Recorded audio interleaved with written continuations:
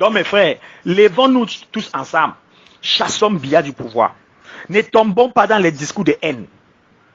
Si les anglophones demandent ce qu'ils demandent, c'est parce qu'ils sont un peuple. S'ils demandent, ils n'ont pas tort de demander parce qu'il y a une histoire. Ils demandent à cause sur une base. Et je pense que nous, mes frères francophones, on doit utiliser cette opportunité pour une fois nettoyer notre pays des bandits. Des bandits.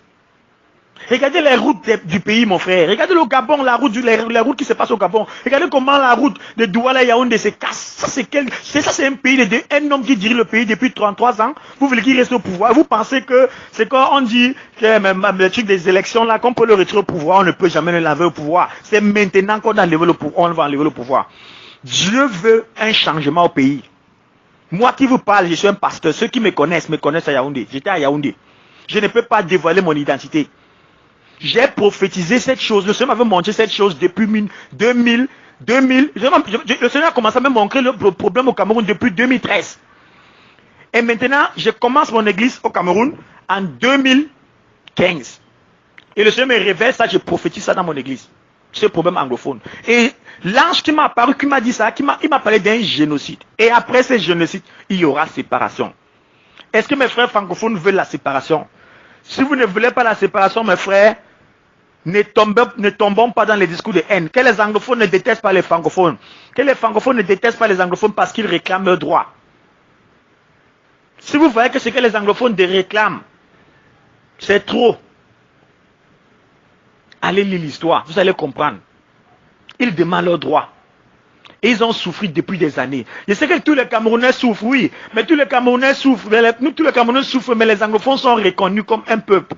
Il y avait un accord en 1971. Donc c'est sur cette base qui se base pour demander le fédéralisme ou peut-être le fédéralisme qui avait été installé par les élections, mes frères. Et qui a été enlevé par un seul homme appelé Aïdjo. Et qui a été continué par Biya. Et Aïdjo même, pour lui c'était mieux. Biya continue et Biya a un seul mandat. Son mandat, son but pour le Cameroun, c'est de détruire le Cameroun. Et il est déjà en train de finaliser ce qu'on l'a donné, le mandat qu'on l'a donné, ce que Satan l'a donné de détruire ce pays.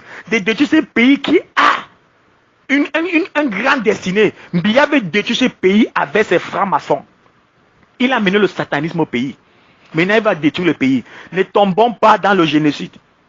N'écoutons pas les discours de haine. Mettons la pression sur le gouvernement pour qu'il y ait dialogue. Pour qu'il y ait le bon gouvernement au Cameroun. Pour qu'il y ait le bon gouvernement au Cameroun. Parce qu'il n'y a pas la représentation au Cameroun. J'ai vécu des choses au Cameroun. J'étais étudiant. Quand on grévait, j'ai vu comment on tuait les étudiants. Les étudiants qui grévaient dans la paix. Biya n'est pas un homme qui veut le bien du Cameroun. Et ces politiciens ne sont pas les hommes qui veulent du bien du Cameroun. Donc tous les politiciens qui font les débats sur les chaînes de télévision là, c'est parce qu'ils veulent perpétuer. Ils veulent perpétuer un régime. Ils veulent que le régime reste au pouvoir parce qu'ils veulent détruire le Cameroun à la fin.